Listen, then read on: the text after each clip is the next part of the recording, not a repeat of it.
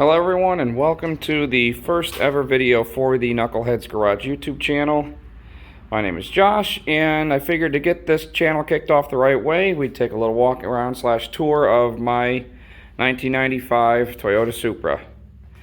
Now, this Supra originally came out of the factory as an SE model, which was a 1 year only limited run model, which basically meant it was the most basic stripped down model that you could get.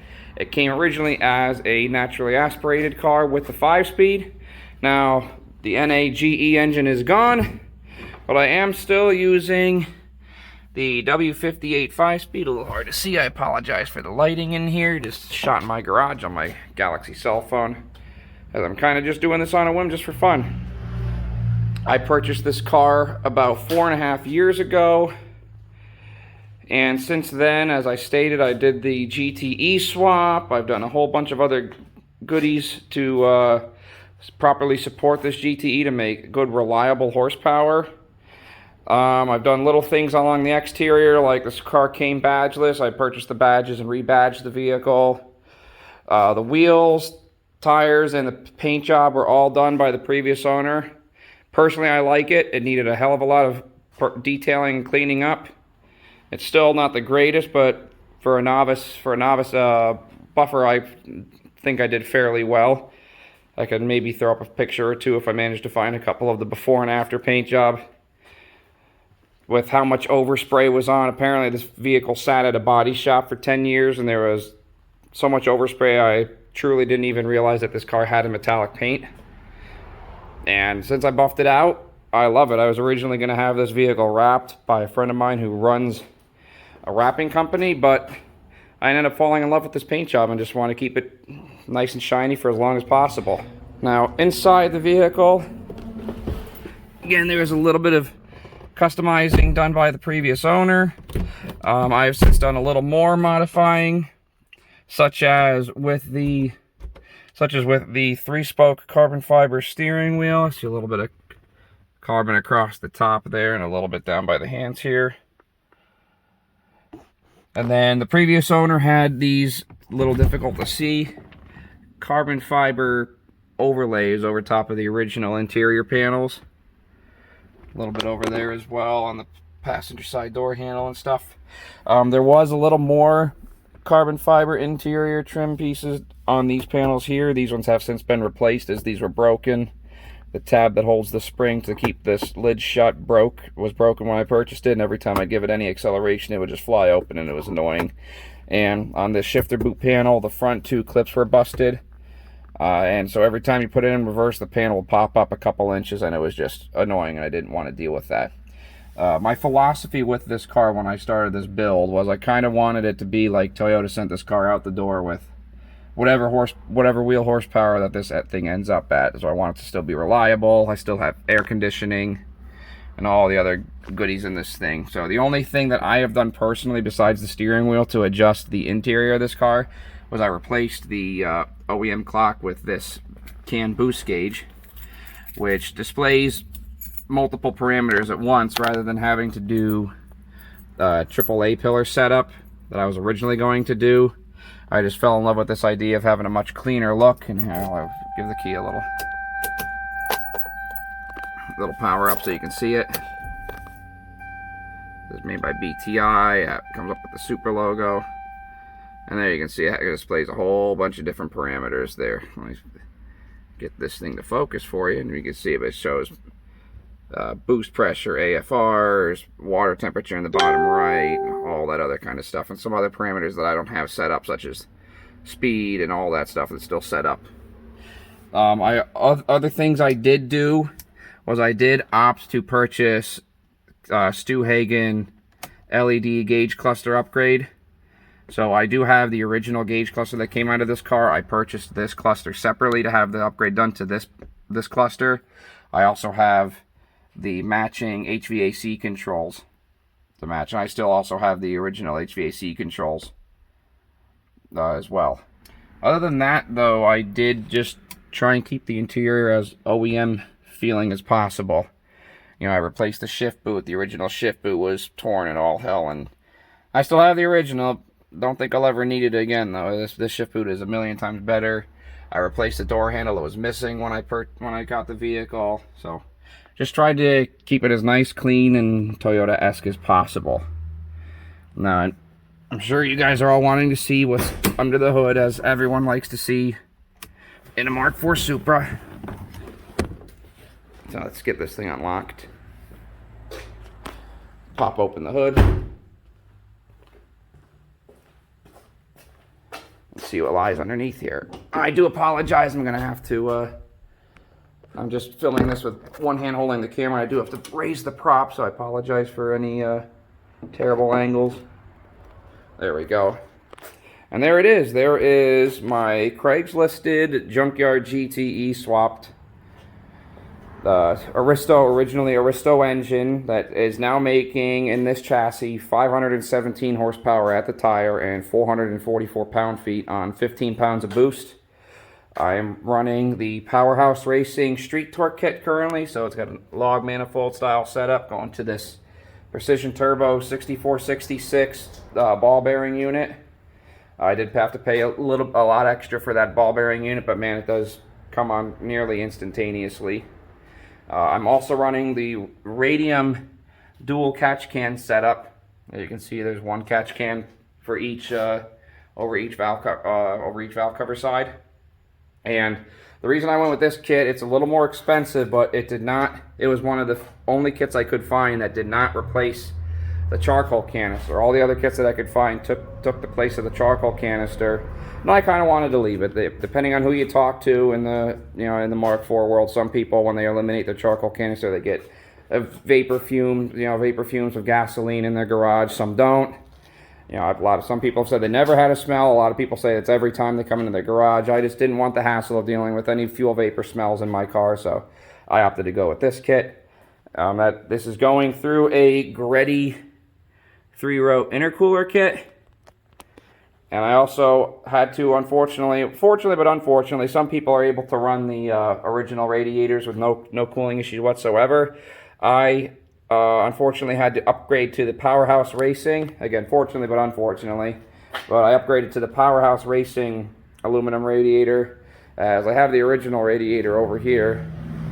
And as you can tell, don't know what happened. It must have happened when we removed it to do the swap and put the radiator back in, but this left half of the bottom part of the radiator was just covered in dried coolant, and the whole time for months after I had the car swapped, I was constantly smelling a little bit of a coolant smell. Now there's no running of coolant look from either side of the fins.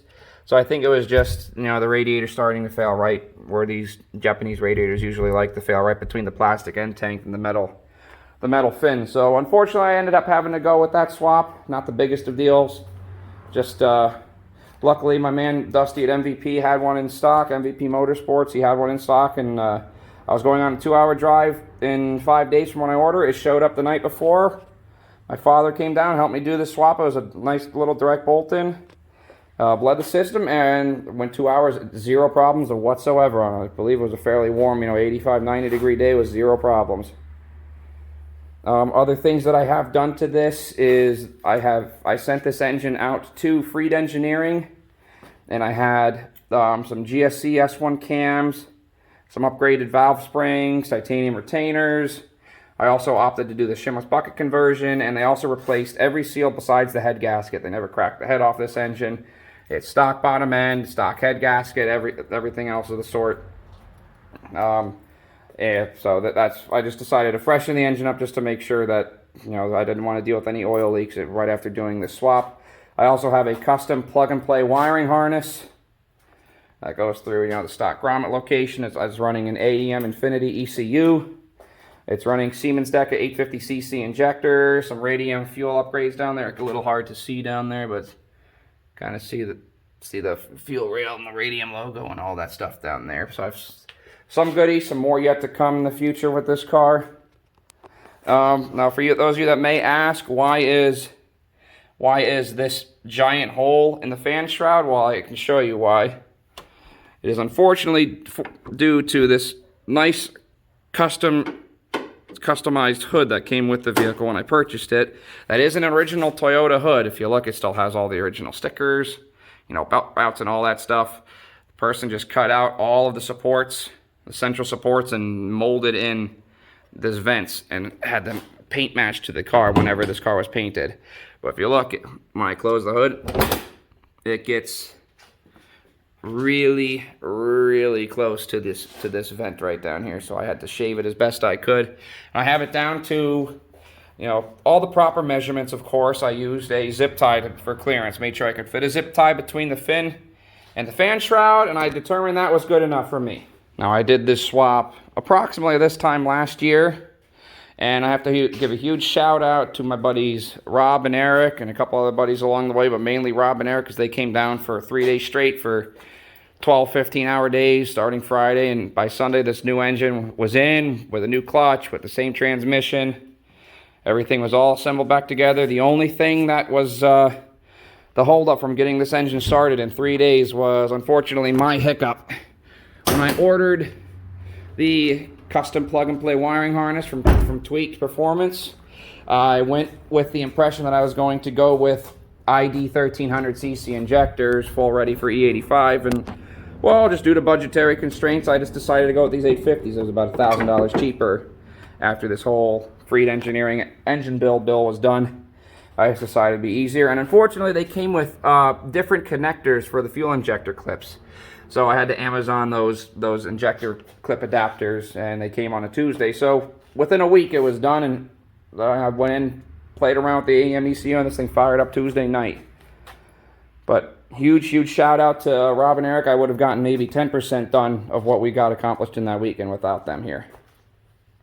It's also running a single Walboro 485 fuel pump and the stock fuel pump hanger. I have a dedicated 10 gauge wire with a 40 amp relay, 40 amp fuse here going through. We have, I have it properly shrouded, going through a stock grommet in the firewall all the way back to a 40 amp relay that is triggered off of the original fuel pump ECU, so it is triggered just like the regular key system. Turn the key on, it fires the pump right on. And I kept everything that was original to this car in the first place. Let me get this out of the way here. Here's the original old girl, old reliable GE engine here with the OEM wiring harness on top. I just kind of threw it over here and covered it up. Not 100% sure what I'm going to do with this engine. I like the thought of eventually freshening it up and have it on standby in case I ever decide, not anytime soon, but if I ever decide to put this thing back in, I'd like to, be able to say I have the original numbers matching engine to my car.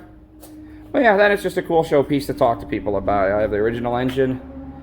Still have, the original catalytic converter. I keep it under a garbage bag for now, but I have over there some of the other parts from my swap, the original twins that I took off the GTE prior to installing it, some of the original fuel system parts, all the stuff that Freed took off and swapped out. There's the front sump in the box, the oil pump. I went with an upgraded oil pump. Some other goodies in there. And currently with this Street Torque kit, I also opted for every heat treating option that I could, as well as I purchased their Powerhouse Racing turbo blanket, just trying to keep the heat out of this engine bay as much as possible, especially with this custom hood. This oil feed and this exhaust section gets very dangerously close to this rear heat vent here, and I'm just deathly afraid of it boiling the paint if I just, abuse the hell out of the car and then shut it off. I also have, it's currently running a 3-inch downpipe to a 3-inch mid pipe, as well as to an Apexi N1 catback exhaust out here at the back. As you can see right there, you can kind of see the Apexi logo there. But yeah, other things that I've done, some little things. I put on these Remember the Buster stickers, just Fast and Furious fanboy kind of stuff. Just, I bought the car and just, Paul Walker helped inspire me to get the car. And just figured I'd pay a little homage. I got little stupid things like this cover was missing when I got it off the rear wiper. I like the rear wiper. I'm going to keep it. I know a lot of owners delete it. Shave the motor spot out of the trunk. I like it. I'm going to keep it. And yeah, so I just tried to do as many not exactly simple, but plug and play bolt-on upgrades as I could to make this thing still reliable. Oh, and one other thing that I ended up having to do, just for notes for anyone that ever plans to do this kind of a swap, I believe the SE300 you would run into the same kind of situation, is I had to opt for a different power steering fluid reservoir, as the GE engine, with the OEM throttle body and intake plenum going over the top, over the center of the engine here, the throttle body's out of the way, and they put the power steering fluid reservoir directly on top of the power steering pump. So, as you can see, with the GTE's throttle body being directly over the power steering pump, that was no bueno. So I ended up having to purchase this from Powerhouse Racing, and it's worked brilliantly. 0 leaks, 0 problems. The only problems I ever had was due to my own fruition. Was there's 3 bolts you had to remove to get the bracket off that held the stock reservoir, and I did not put those bolts back in. I didn't realize those were also part of the screws that held the pump together. So when I first started and I was trying to bleed the system, according to my friends, because I was in the driver's seat turning the wheel lock to lock to try and bleed the system, they said you could see the pump kind of flex and almost look like a heart pumping. It would flex out and then close, flex out and then close. Well, that's because I unfortunately never put those bolts back in. Luckily, I learned my mistake, put the bolts back in, and thank God this power steering pump has been fine ever since. Now, I know this wouldn't be a proper walk-around / tour of a GTE-powered single-turbo Mark IV Supra without an actual nice little cold start for you guys. So let's go ahead and jump on in and fire this bad boy up and listen to her. Do the typical manual guy neutral wobble, make sure the car's in neutral with the e-brake up. Turn the lights on so you can see that.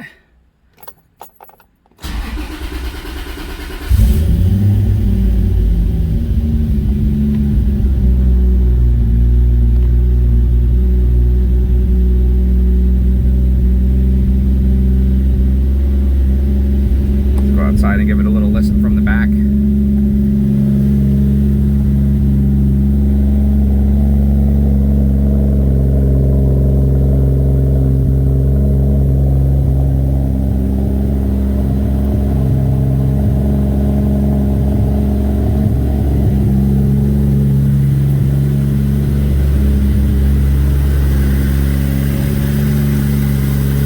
Bad for a junkyard engine, runs like a sewing machine.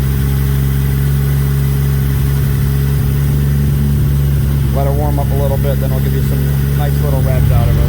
Alright, I think she's warmed up a good amount. It's been a few minutes of her idling. She's got about 162 degrees of coolant temp. Her idle's just about at her warm idle. It's about 1,000 right now. 900s is her warm idle.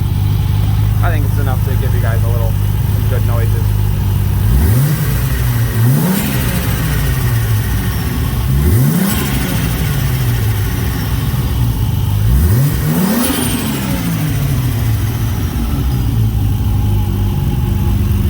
That sound really never ever gets old. Of course, got to do a little bit from inside the cabin here too.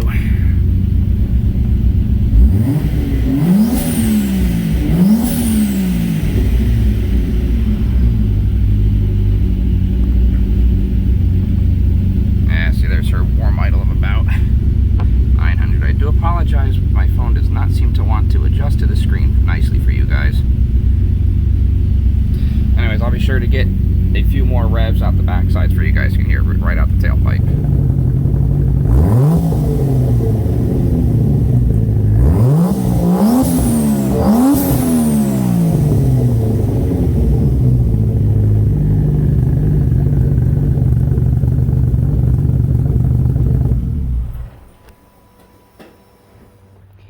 Alright, I shut her down so I don't have to worry about being a pest to the neighbors, but there are some videos out there on YouTube of this exact car back when I originally got it.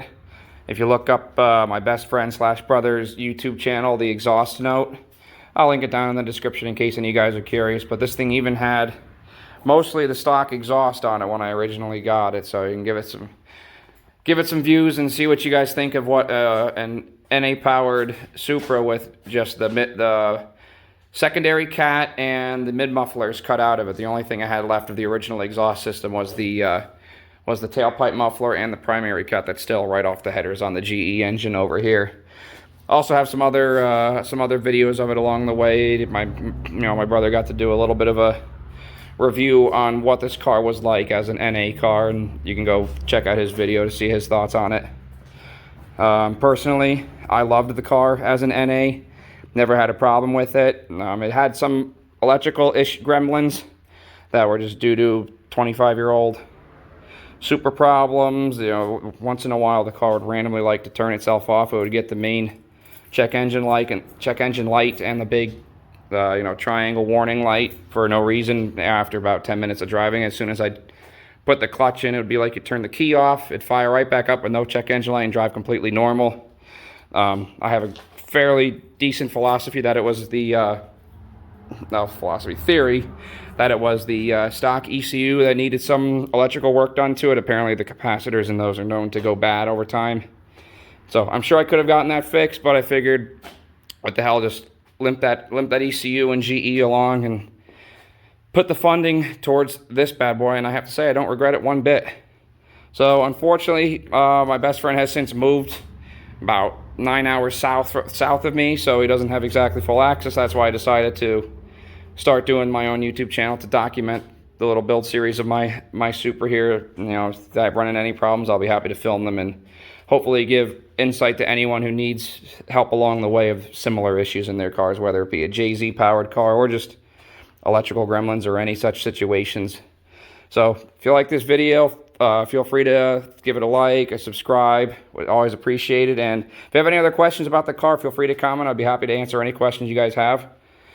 Thanks for tuning in. All right, kudos to everyone who stayed to the end of the video for a little bonus content as to what is to come next on my Mark IV Supra. Now, before any theories get involved, I loved the Street Torque kit. It truly was plug and play. It was awesome. The spool is phenomenal. The power line is freaking awesome, but I'm looking for a little bit more. Unfortunately, with my options, I went a little small on the turbine housing of the turbo. I went for the 0.68 AR housing, and it spools like I'm quick as hell, but it doesn't seem to carry. And that log manifold, I think, is just causing a few RPM restrictions up top. As I built the motor with some aftermarket, a little bit of aftermarket cam, some upgraded valve springs, etc., etc. I was hoping to get about 8,000 RPM out of the engine, and it starts to fall off about 6,900, 7,000. So my rev limiter is currently set to 7,500 because what's the point of revving it out when I'm making 300 horse? Now I don't know what the exact number is because we stopped at about 7,200 on the dyno, but same thing. So I went with, again, Powerhouse Racing, but instead of their Street Torque log style manifold, I went for their freaking beautiful S23 tubular kit. I went for the divided housing, as well as the twin wastegates with open dump pipe. So this thing is going to be fun. Yet again, my car is currently open dump tube as well. I'm on a single wastegate with that Street Torque manifold. I have 4-inch downpipe rather than 3-inch now, and that is this as well as the manifold and my upgraded 1.0 AR divided housing for my 6466 turbo. I have these all heat treated as well as the dump tubes to try and keep as much heat out of the engine bay as possible. That's going to go to a 4-inch mid pipe, and I also have the Powerhouse Racing short stud kit. The S23 kit comes with a few, the ones that are necessary to swap over for fitting beneath where there's a couple tight bends part on the tubular manifold, and that is all going to get mated to, some of you guys may know this exhaust is from the color. I went for the Tomei Extreme TI titanium 4-inch exhaust, so this thing's going to get a hell of a lot louder. Not sure if I'm looking forward to a hell of a lot louder or not, but I just feel like the tubular manifold also gives the Supra such a distinctive sound that I've been chasing after. That was half the reason for the build in the first place. So I figured if I'm going to do it once, going to do it right. So I'm going to swap these parts out in a coming video. And I plan on doing some exhaust comparisons between the Street Torque with the 3-inch setup, going to the Apexi versus this S23 kit, going to a 4-inch complete exhaust, as well as the Tomei. So yeah, as you guys can see, I've done a little bit of parts collecting for the Mark IV over the last 4.5 years of owning the car. But yeah, I appreciate anyone that decided to click on this video and give it a watch. If you like what you saw, feel free to give it a like. Feel free to hit that subscribe button. I would greatly appreciate it. If you have any other questions or any videos that you'd like to see on the car, feel free to let me know in the comments below. If you have any questions, feel free to ask away. I'll be sure to answer all your questions in the comments section below. And yeah, have a good day, everyone. Thank you.